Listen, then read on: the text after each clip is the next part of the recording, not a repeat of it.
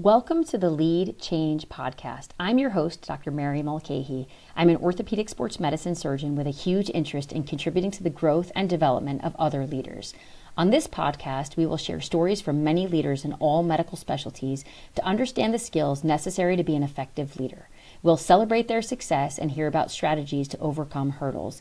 We will also highlight some of the unique challenges faced by women in medicine who are interested in pursuing leadership positions and the importance of mentorship, sponsorship, and allyship in achieving and being successful in those roles. Let's work together, build on shared experiences, learn from those before us, and use these lessons to propel us forward in our career. Let's lead change. Welcome everyone to the Lead Change podcast. I am so excited and very honored to have Dr. Nancy Spector on the podcast. Dr. Spector is a professor of pediatrics and serves at the Drexel University College of Medicine as executive director of the Hedwig van Ameringen Executive Leadership in Academic Medicine program, a part-time, year-long National Leadership Fellowship program for faculty in academic medicine, dentistry, public health, and pharmacy, and as executive director of the Executive Leadership in Healthcare program for leaders in hospital and healthcare systems. In addition to these roles, she serves as Senior Vice Dean for Faculty, the Betty A. Cohen Chair in Women's Health, and Executive Director of the Lynn Yackel Institute for Women's Health and Leadership at Drexel University College of Medicine. She has been the educational leader of the IPASS Handoff Study Group, where IPASS stands for Illness, Severity, Patient Summary, Action List, Situation Awareness, and Contingency Planning Synthesis, and serves as chair of the IPASS Executive Council, and she is co-founder of the IPASS Safety Institute. Dr. Spector is nationally known for her leadership abilities and facilitation skills. Her contributions to graduate medical education and academic medicine are in leadership skills development, professional development, equity, mentoring and sponsorship, and curriculum development and implementation. She has received numerous awards for teaching, mentoring, and innovation, and is a member of multiple national societies. I first met Nancy over a year ago when I connected with her virtually to express my interest in ELAM and to get her advice on the application process. I was very excited to find out last spring that I was selected to participate in ELAM for the 2025-2026 year. It is honestly one of the biggest accomplishments and highlights of my career. I'm hugely honored.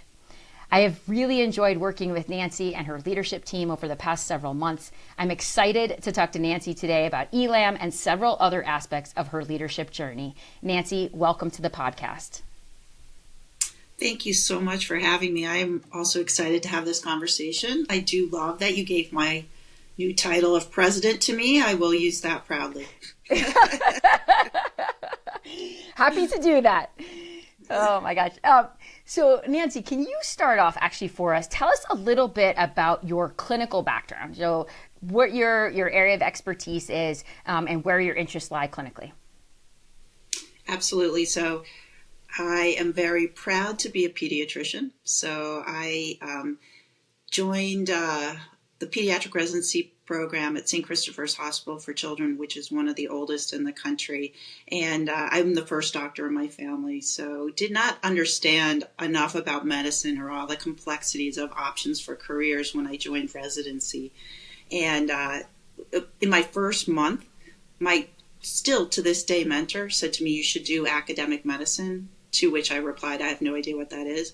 And I say that because that really shaped my journey in my training. So I was a resident and then a chief resident, and then they developed a fellowship for me at my institution for general academic pediatrics, which was a combination of learning to be a medical educator before we had masters in medical education. And at the same time, my clinical expertise was refined in taking care of children with complexity and diagnostic dilemmas. So I had a really interesting clinical experience as well as being paired with a medical education experience.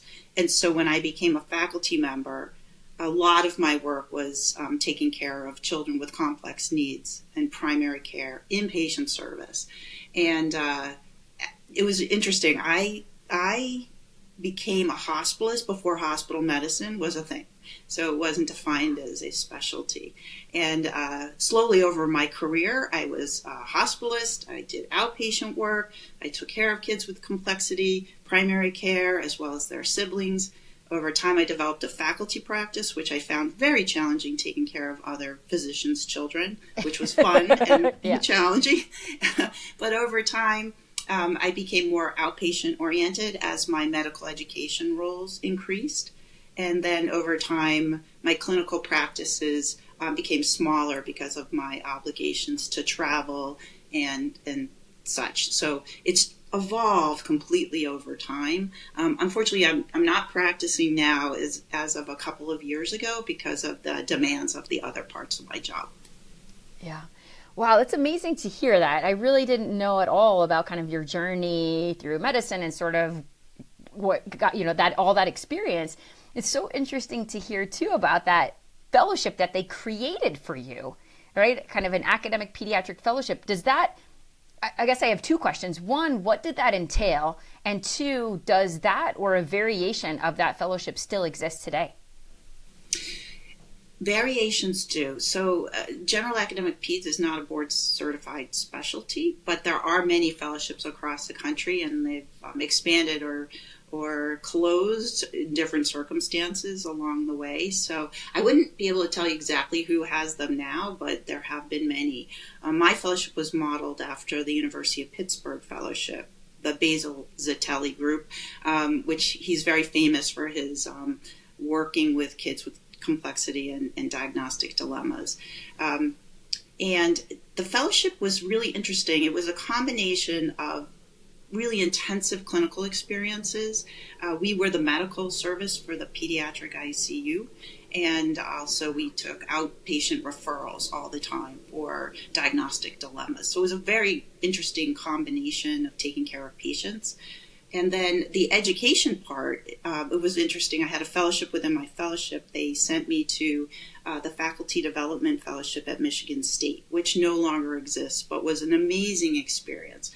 That was a hybrid year-long fellowship, similar to ELAM, doing project work, being mentored by experts in medical education, including somebody who had done a lot of the groundwork for Sesame Street.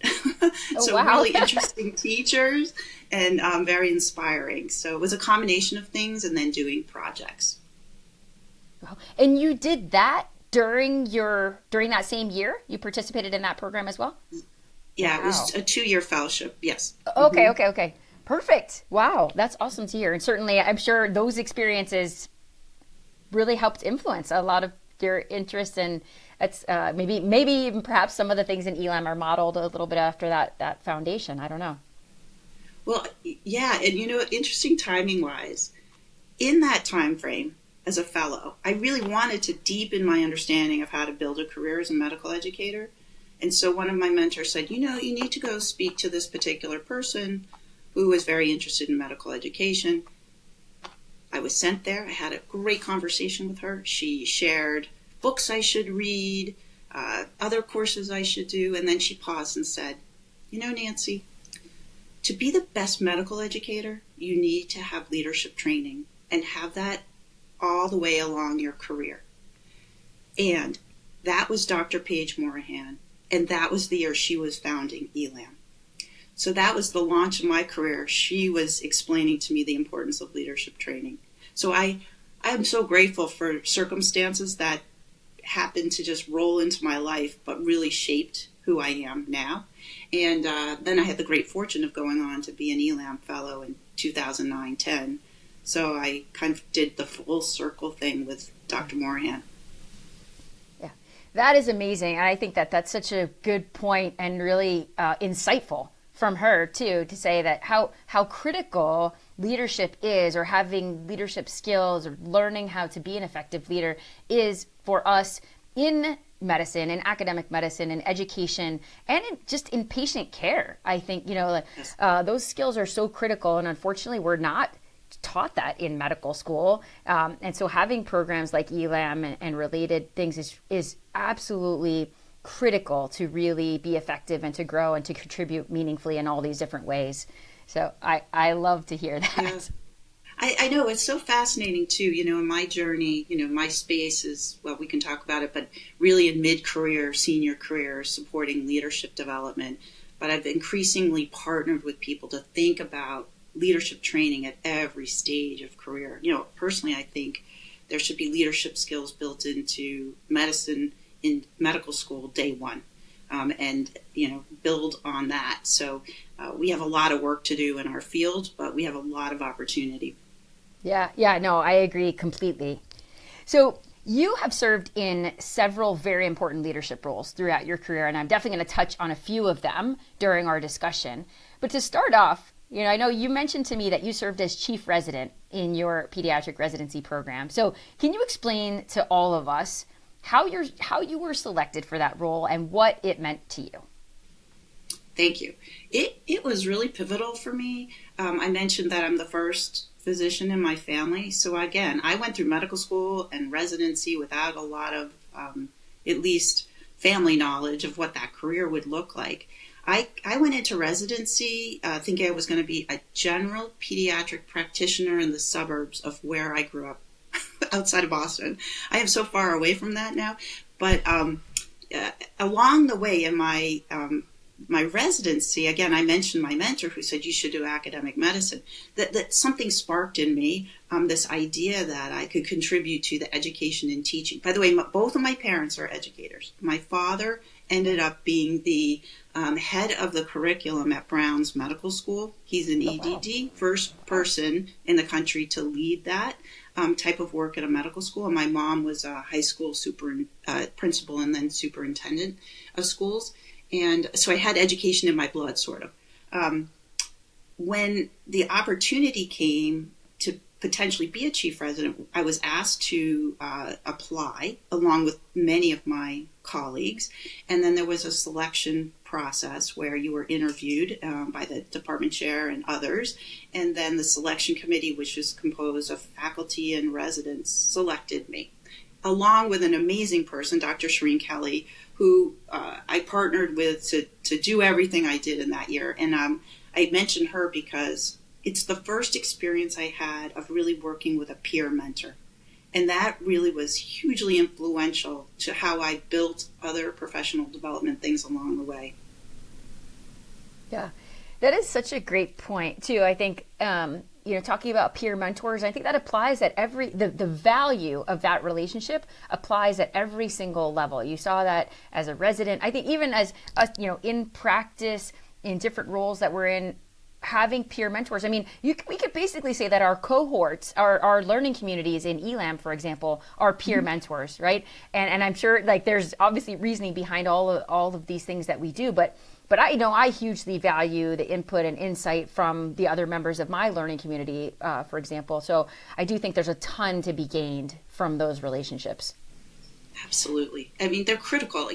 By the way, I would add that for a while in my career, I was always waiting for those senior mentors to swoop me in and take care of me. But I really have such a deep appreciation for how what you just said, peer mentors were probably the strongest mentoring relationships I've had over my career. Yeah, it's really incredible how much you can learn and how much you teach each other. So in your role as chief resident, what were some of the things that you helped accomplish, or maybe some of the initiatives that you were able to help implement during that year? So this will, share my age a bit, but, I was chief resident early in the work hours, days, and there were two things I think my co-chief and I really focused on. One was just raising the excellence of formal teaching in chief rounds and any opportunity we had to do formal teaching within the residency structures. So we worked very hard at that, and I think we did a fantastic job, and that our predecessors had done as well. But it just was a really important aspect to both of us. But the other piece we always laugh about is we created the very first call-free month in the residency program that ever existed. And so we were sort of heroes for that. So I bet you guys were. So that's probably what we're remembered for, but at least by our, co-residents at the time. Yeah, that's amazing. For anyone listening that does not understand what call is a challenge. Probably one of the things that of all physicians, regardless of specialty, orthopedics, pediatrics, internal medicine, whatever it is, nobody loves call, but it is an important part of what we do as physicians. So having a call-free month is incredible. So congratulations to you guys for doing that. You also previously served as Associate Dean of Faculty Development. So what led you to having interest in serving in that role, and what were some of your goals while you were in that position? Oh, thank you. So, that was interesting as well. So I was trying to develop this career as a medical educator, and along the way, I served in pretty much any role you could serve in pediatrics. So, as a rotation director, as a continuity clinic director, all kinds of roles. And then I became an associate residency program director. And I started realizing that I had a preferred, or where I was excited the most to take care of learners, so preferred level of learner, for me was faculty. And it was actually, along my journey, there were very few people who were truly faculty development people back in my day. And so I started finding my sort of peers in the professional societies in pediatrics, and just found that I really, really resonated with thinking about faculty development. And then when I went to ELAM, I learned how important it was not just to do faculty development to, optimize our skills in teaching or assessment or whatnot, but professional development, helping people think about their careers and how they could develop and make impact, as well as leadership development, was so critical to optimizing our programs for medical students, for residents. And so I found that this was my space. And so I increasingly became recognized doing that work in the national organizations of pediatrics, and formed several groups within those professional societies. So I kind of gained the skill over time. And then I was invited to be the associate dean. I was asked to by the same mentor who had said to me, you should do academic medicine, who had gone through his career becoming the department chair and then the dean of the medical school. So it all sort of coincided together. In terms of my work there, I really spent a lot of time thinking about how to optimize experiences for faculty around the whole faculty life cycle. So not just recruitment in, but engagement, helping people really define where their mission-based work is, how to support them in pivots in their careers, and help them advance. And finding that alignment with the more impact they were making made them more eligible for promotion. So that's a lot of the early work I did. And so that kind of extends into the work I do now. Yeah, that is incredible. And I love that. I'm also personally hugely interested in faculty development, but the side exactly like you mentioned, the professional development, the leadership skills development, and helping to support faculty. And my ELAM project, my institutional action project, is all centered around that. So I love all that information you just shared. And certainly I'll probably pick your brain more to get some more of your insight from your experience in these roles. But what did you take away from that experience as Associate Dean of Faculty Development that has really influenced you most in your career?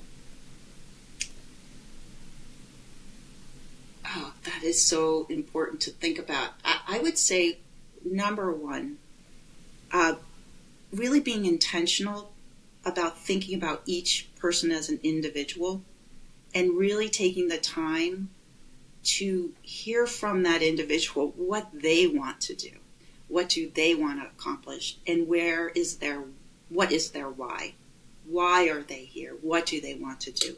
Which does take time. And, I did spend some earlier parts of my career trying to make people into things I wanted them to be. And that you can be much more successful when you're aligning with that person and helping them become who they want to be. That's the first part. The second part is sometimes you have to try on different hats in your career to really find out what that true why is. And so allowing people that opportunity is really important. And I think the third thing is developing patience. Things take time, and building programs take time. So I wanted to do things really quickly to provide for so many people and it takes time. Yeah. Oh my gosh. Like such critical points. And a lot of that centered around this why, right? Your purpose. And perhaps, this is rooted in Simon Sinek's book, Start With Why. I love that book so much. I've talked about it many times on the podcast. So for anyone who has not read it, please pick it up and read it. It is a fantastic book. One of the most impactful, certainly for me. But I think it's because you get at such a critical concept is to understand like, what is your purpose, and that really shapes everything that you do. And so I love too, from the perspective of someone who's serving in a leadership role and trying to help develop and support faculty as they grow in their career, that you want to understand where they're coming from, but also helping them to try to narrow that down and understand that focus so that they will find it a little bit easier to maybe even navigate their path. Absolutely. I'll add one other thought here, which is when people are enthusiastic and they're very talented, people want you to do everything. So you get pulled in a million directions. And so I think that's the struggle that early career faculty have when they are really excited and enthusiastic and talented, is people are pulling them in a million directions. So taking that pause is so important, and working with people to figure out that why is critical. Yeah, I think it's critical too, and to do that at an early point in your career. And for me, I never had this discussion with anyone. Like, I want to have this discussion with you. I want people who are just starting in their practice to have this discussion and to understand how important it is to start to understand what your motivation is, because it exactly that. It shapes what you do. Because the point that you just made about getting pulled in a lot of directions, that is absolutely what happens to almost everyone. That has happened to me. I'm at a point now where I'm having to try to make decisions. It is difficult because we get involved in several groups and in societies, and you don't want to quote unquote like pick favorites. It's not picking favorites, but you do have to sort of start to narrow down. And so I think the sooner we can understand that why and the motivation and the purpose, the sooner we can make, sort of narrow down our commitments too, and where we focus our time. So that's really important point. I hope everybody takes that away from this podcast. That is so important. So before we dive more into your leadership journey, Nancy, can you share with us what drives you? Yes. It's taken me a long time to work through and highly, highly articulate it. But my why is to provide the opportunity for everyone to optimize their career and impact and influence, so that we provide the best medicine and science in the United States and beyond. And I am determined to work towards creating a landscape that is free of barriers, very inclusive, to allow everybody to thrive. Because ultimately, I believe, to provide the best medicine and science in the country, all of us as scientists and providers need to mirror our patient population. Our workforce needs to mirror our patient population. And to support that workforce that's so inclusive, our leadership workforce needs to mirror our workforce and our patient population. So how do we support all these very interesting people who bring many different viewpoints and talents into our field, into our workforce, and then our leadership workforce to support that? That is the work that makes me get out of bed every day with great enthusiasm, despite it being 5 o'clock in the morning. Yeah, exactly. And that's a key point, right? Your purpose, your why, your motivation, right? You can get up, you can do things that are challenging because this is what drives you. This is what's your main purpose in life. And I absolutely love that. I think certainly all the work you're doing through ELAM and the other groups you're involved in and the talks that you give, like all really, that is very clear that is your mission, kind of what drives everything that you do.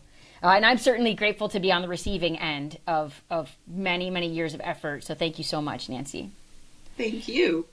And you actually currently serve, though, as Senior Vice Dean for faculty at Drexel University College of Medicine. So can you share with us when you started in that role, and what are some of the responsibilities that are part of that? Absolutely. So I've been in the dean's office this is my 11th year. It's also my 11th year in the leadership of ELAM. And I've evolved from, I was an associate dean and then sort of in a senior associate dean role, then a vice dean, now a senior vice dean. And I would say I serve currently in practice much more than even a senior vice dean of faculty. I oversee currently the entire faculty life cycle for a medical school that's highly complex and highly matrixed. So Drexel University College of Medicine has nearly 2,500 faculty. We're the largest private medical school in the country. And we have 7 regional campuses, which range from California through Pennsylvania, Delaware, New Jersey, and we have a very complicated system with many different types of faculty. So I'm in charge of the entire faculty life cycle, from promotion to the retirement part of faculty life, as well as engagement and faculty development. Having said that, I also have a very strategic role in the medical school. So I partner with the dean, who's my boss, Dr. Cairns, to do strategic initiatives and to build infrastructure to do really big innovations in our school because we're so complex and highly matrix. So if you would imagine, for instance, creating a department of medicine that spans 7 regional campuses, etc., that's quite a complex problem. So I do a lot of that strategic stuff and create infrastructure to allow that to work well. And I mean, I'm sure that role has evolved a lot in the time that you've been serving in it, but what were some of the main sort of goals or vision that you had as you started in that role? So I think for the Office of Faculty in particular, my goals were to first modernize our approaches to things for faculty, to be very inclusive in supporting all types of faculty, from basic science to highly clinical faculty, as well as develop the infrastructure to support all the aspects, faculty development, appointments and promotions, all the other things we do. So those were my original goals. And still we're on a journey with all of that.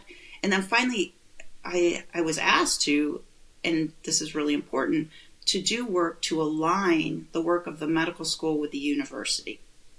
So I now have, stepped into really understanding the workings of a university and how a medical school works within a university and how to align processes and procedures to optimize that alignment. Yeah, that's incredible. And 2 points that you made that I just want to emphasize too. One is, in serving in this leadership role, helping to support faculty development for all faculty, it's important. The point that you made is that there are different types of faculty, right? As an orthopedic surgeon or physicians, right? We think a lot about the physicians, but there are also the basic scientists who are a critical component of who serve in critical roles in the School of Medicine, but have different needs. And so I love that you brought that up because it is really important. And the other point about the sort of the relationship or the partnership between the School of Medicine and the institution or the university is so important. And I'm learning more about that as I'm pursuing these faculty development goals and initiatives. And you would think that both sides would understand what the other is interested in and partner equally, but it's a little bit of a challenge sometimes, especially if there's geographic separation. There are multiple factors that are in there, but I think it is a really critical point that you brought up is understanding that relationship and helping to facilitate that partnership, which there are definitely challenges, I'm sure. Definitely. And I've had the great experience with people on the university side, if so to speak. I know we're all on the same team, but we have learned so much from each other. And it's so amazing how you can really think about things differently when you partner with people who are not from our field. So that's been the most exciting part of it, is getting a different, unique perspective that allows you to open your mind to innovation and tackling the problems of our world, which there are a few right now, in a different way. Mm-hmm. Yeah, so true. There's so much that we can learn from people who have different backgrounds, different training, different perspectives. And so that's another hugely valuable part of serving in that leadership role. So as I mentioned too briefly in the introduction, you are the executive director for the executive leadership in academic medicine and executive leadership in healthcare programs, this is a tremendous accomplishment and a truly impactful role. You also previously participated as a fellow of ELAM, which you mentioned. And so for those who are listening who might not be familiar with ELAM and ELH, can you just explain the focus of the programs and who are the most appropriate people to consider participating? Absolutely. I have to start with sharing why ELAM exists. And ELAM was created 30 years ago. So you know how old I am. When I was going to ask Dr. Morahan how to be the best medical educator ever, to preserve the legacy of Female Medical College of Pennsylvania. It was founded in 1850. It was the first medical school in the world to support the education of women only in medicine. And Female Medical College became Medical College of Pennsylvania after it was Women's Medical College. When Medical College of Pennsylvania merged with Hahnemann, which was a different medical school in Philadelphia, which interestingly had a rich history of diversity in its own right, in that it was the first school in Philadelphia to admit men mostly and some women of Jewish, Irish, and Italian descent.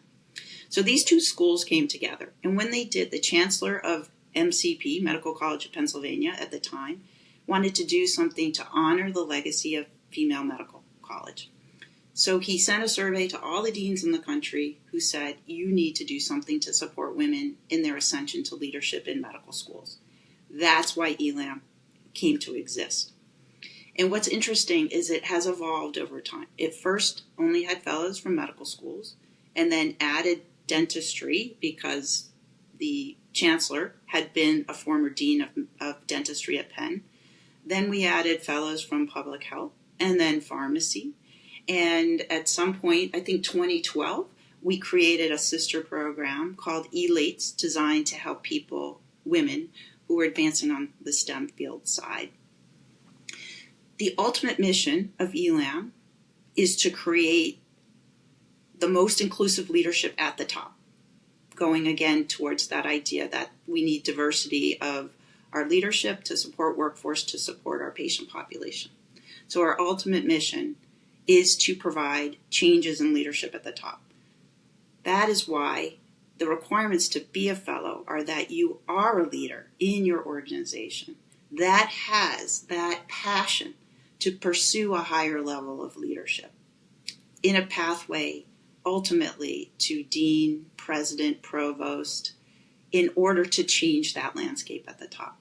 So the candidates who come to us are very established in their scholarship, if they're on the academic side, or if they're at ELH, which is the healthcare system side, well established in their leadership of healthcare from hospital or system standpoint.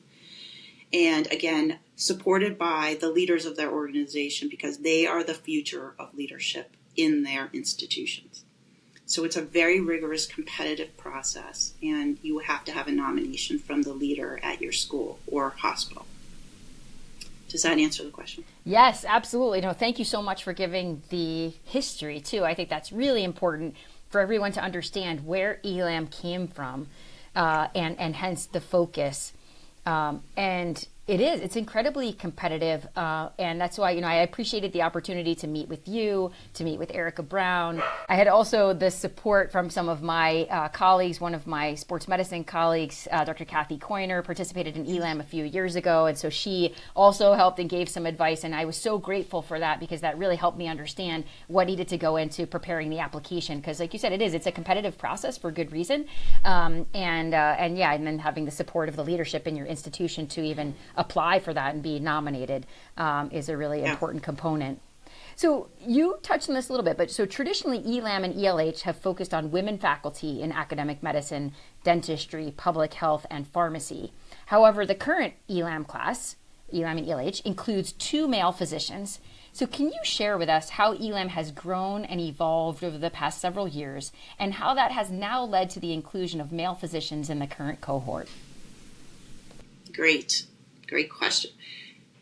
we are evolving as the world is evolving and the United States is evolving and thinking about opportunities for all. And we did open to all this year, and we're really grateful for having two amazing men in the program, one in ELAM and one in ELH, who are contributing really in amazing ways. And partly, it's been interesting in my journey here. ELAM has evolved in its focus of content.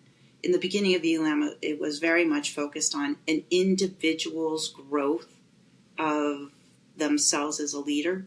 It then has shifted over time to not only their individual growth, but how can that leader make the biggest impact on their organization and affect the biggest change. And we have realized, as everybody has, that there are infrastructure issues and hierarchical problems in our organizations that prohibit us to really change how we work in academic healthcare and medical schools. We have a saying at ELAM that is, we have to move away from fixing women to fixing systems. And that includes partnership with all, which means men and women have to be working together to think about how to change our organizations and infrastructure to support that evolution so that everybody can thrive in our organizations and have the biggest impact on medicine and healthcare. Yeah, really, really critical point.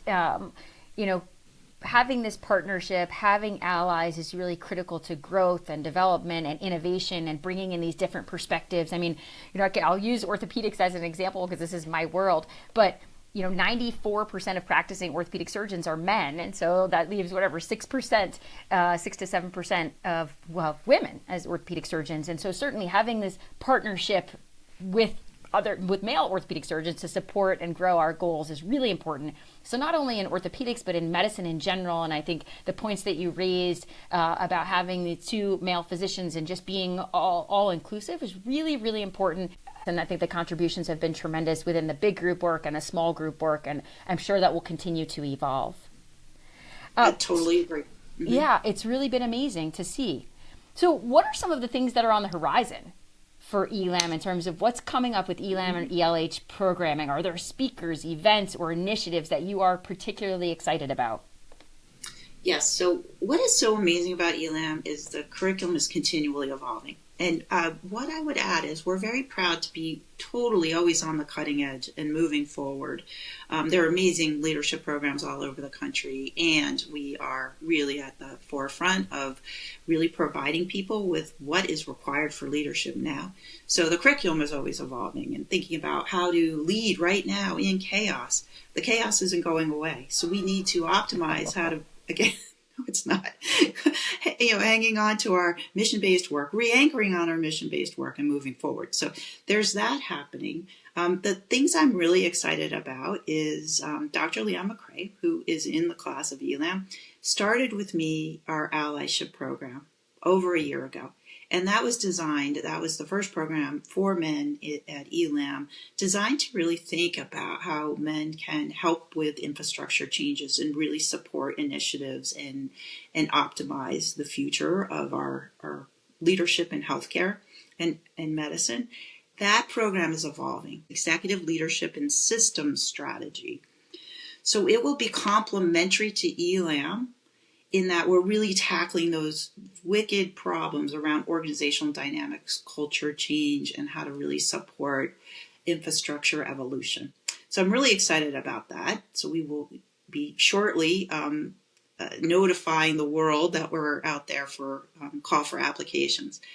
The second piece I would add is for ELAMs, but we didn't touch on this, but one of the most powerful parts of the ELAM program are that you graduate and then you become part of the alumni community, which is a super strong network of over 1,600 in the United States who serve in leadership all across the country and the world. And for our ELAMs, some of them went to ELAM many years ago. We are now providing ELAM training opportunities that give them the opportunity to experience the curriculum that your class is receiving right now. So updated curriculum. And in combination with that, we are having several webinars coming up that I can't name who they are yet, but they're super high leaders who are coming to share their perspective on what's happening in medicine and healthcare today. And I'm quite excited about that because the very top leaders of the federal agencies, of big organizations, are interested in partnering with us to help us all be educated together. Yeah. That is incredible. I'm so excited about all those new things coming down the pipe, especially like I will take advantage and definitely take advantage of opportunities presented to us as ELAMs with webinars and, additional curriculum moving forward. And certainly I hope to be able to contribute in whatever way possible myself to this program, which has been absolutely phenomenal. So, I definitely will call on you, Mary. So. That's great. I will be ready and willing and happy to help however I can, Nancy. Thank you so much. Thank you. So we learn so much from leaders that we work with, from leaders that we respect and we admire, and then also maybe from leaders that we didn't quite connect with. So I wonder, from your perspective, have you worked with some leaders that maybe just didn't quite gel or didn't think their leadership style was particularly effective? And if so, like, what did you take away from those interactions that have helped you shape your own leadership style? Oh, that is a great question. The way I think about this for all of us, and I really own this practice, is I'm on a leadership learning journey. So I'm constantly observing other leaders. And whether I completely resonate with their style or not, I'm always looking for opportunities to learn from them and to glean maybe some pieces of a different style that maybe is not a typical style for me, but I'm always trying to learn. When I'm working with leaders that are difficult, challenging for me, I really try to step back and think about what can I do to help them.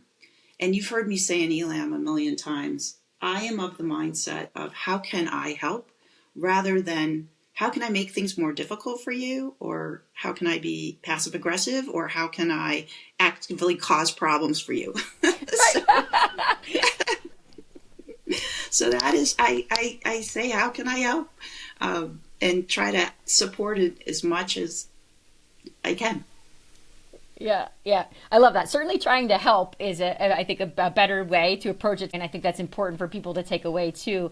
But the point too, that we can learn something from every leader that we work with. And I love that that's your mindset as you go into any role or committee meeting or team meeting or whatever it is that you're doing, that you're really just trying to learn from all of these different people that you're interacting with. And I think that's hugely valuable. And we can take so many lessons away from that do kind of together shape who we are, how we lead, and how we engage with people.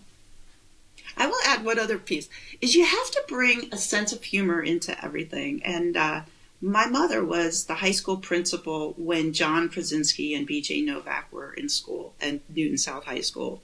And they created The Office, the TV show, The American Office. Oh. And I always think about my life sometimes is an episode of The Office where somebody's following me around with a camera, and I'll say to myself, you can't make that up. Like, how did that happen?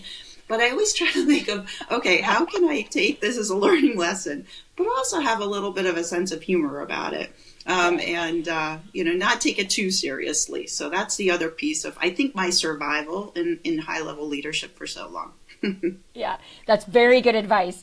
It's very good advice. And maybe helps us transition actually into my next question, which sometimes catches people a little bit off guard. But I love to ask, I'm super curious to say, what would you define as your superpower, Nancy? Like, what is one of your biggest strengths that really contributes to your success and helps set you apart from other people?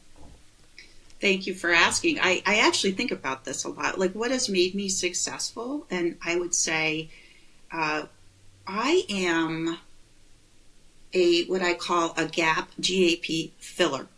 I see a big problem that there's no solution for, and I step in. And the second part of that with my superpower is I am really good at creating infrastructure to support others to get involved to solve that big problem.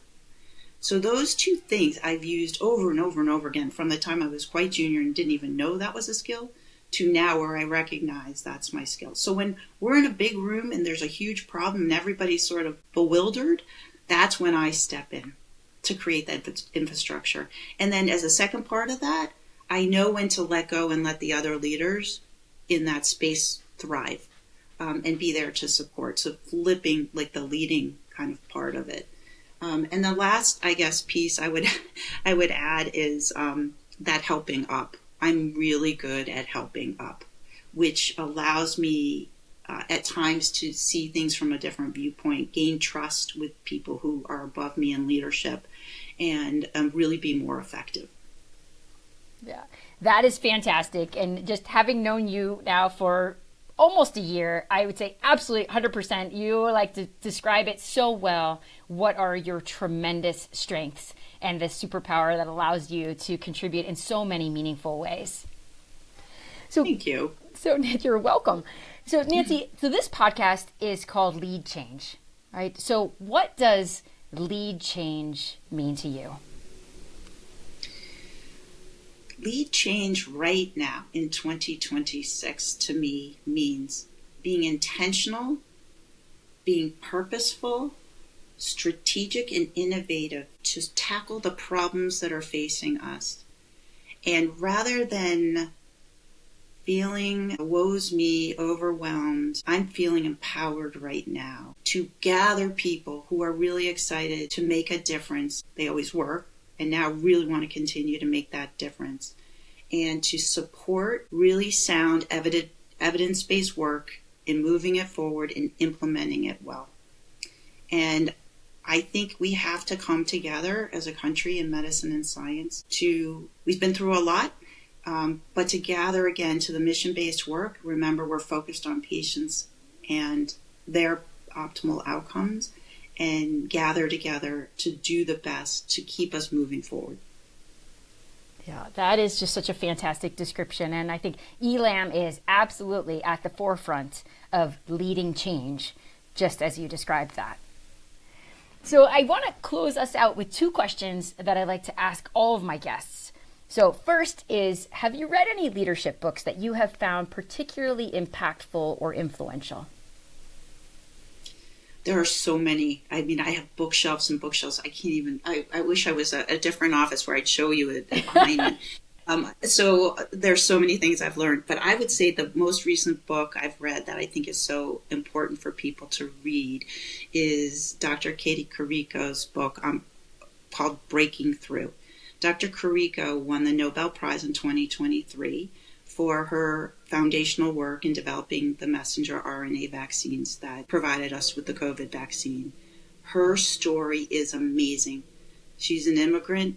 She had such adversity along the way of her path of science, and she has really remarkably saved the world.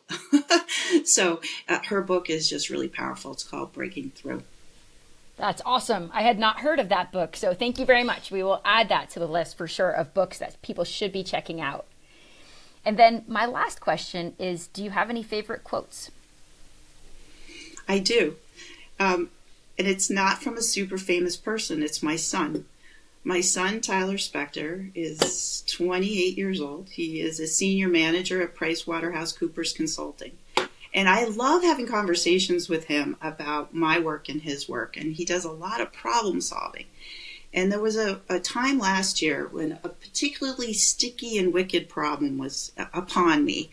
And my group needed to move forward. And I was explaining all the angst people were having and the distractions over we couldn't move forward on the problem because we were always just worried about the uncertainty. And he said, "Mom, what you're telling me is that we need to learn how to manage and lead in the uncertainty and stop spending all our time pointing out that there is uncertainty." And I thought that was brilliant. It totally crystallized the whole problem. And I went back to my team and I was using it over and over again. And you'll hear me use it all the time. I know. I've heard it at ELAM. That's true. You've heard it at ELAM. And it really, to me, it just grounds me in when I'm like spinning around with people worried about uncertainty, that there is uncertainty we've got to carry through. Yeah. That's incredible. Very profound and amazing that your son had that quote and that it has had such an impact on you and that you're carrying that forward in the work that you're doing. So, Nancy, thank you so much for being on the podcast. I have really enjoyed our discussion about your leadership journey. I know that everyone listening will take so much away in terms of how to be a better and more effective leader. Thank you for all that you do to support women in medicine, for lifting up those around you, and for sharing your tremendous expertise with us. I look forward to connecting again when we're all together in person for the second full week of ELAM in just a few weeks. So thank you so much. Thank you so much for having me, and thank you for all that you do. And I'm thrilled you're in this year's class. Thank you. I really appreciate it.